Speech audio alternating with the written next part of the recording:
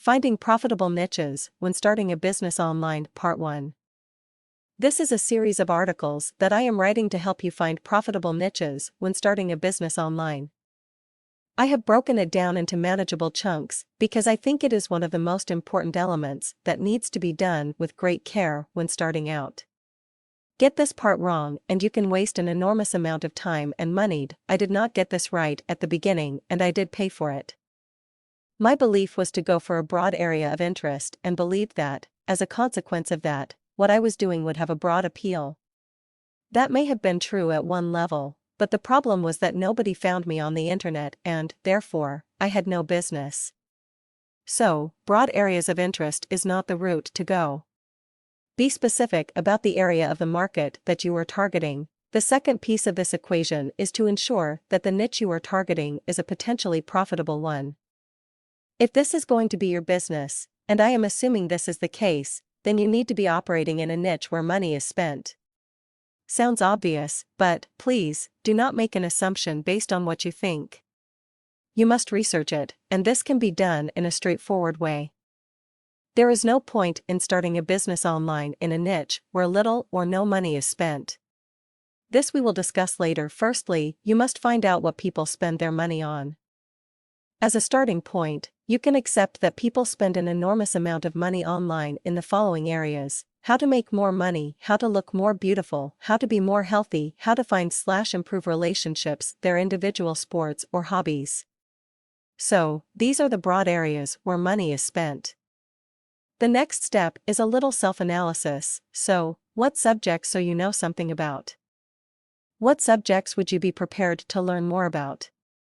What sports or hobbies are you interested in? Why do you have to answer these questions?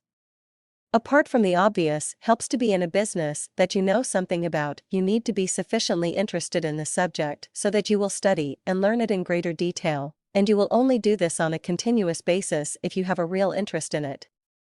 To give an example, I may identify that there is a growing market for domestic solar panels, and there is no doubt there is, but is this a good fit with me?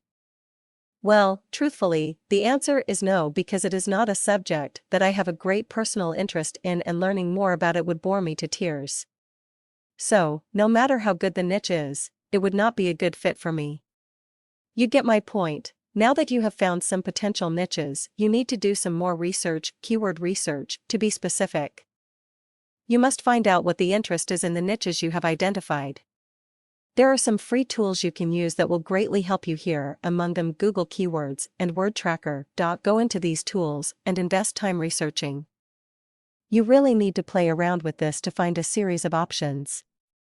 A good way to approach this I find is this: if I have identified that one of my hobbies is playing the piano, and I want to research that niche, then I will key in how to play the piano and see what comes up. Repeat this exercise again and again to come up with a list of ideas. So, how do you decide which ones are worth pursuing or not?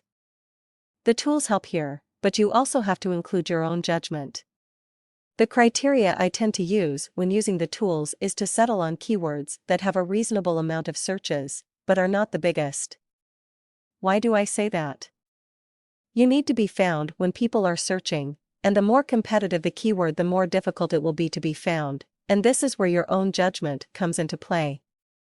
As a general rule, I like to see at least 3,000 searches, but not more than 40,000. My rationale is that with a minimum of 3,000, I am pretty confident there is a market, but if I go over the 40,000 there is a higher probability of getting lost in it. So, your task? I hope you can see the importance of finding profitable niches when starting a business online, so go and do this first part of the exercise, and then we will follow up with the next steps.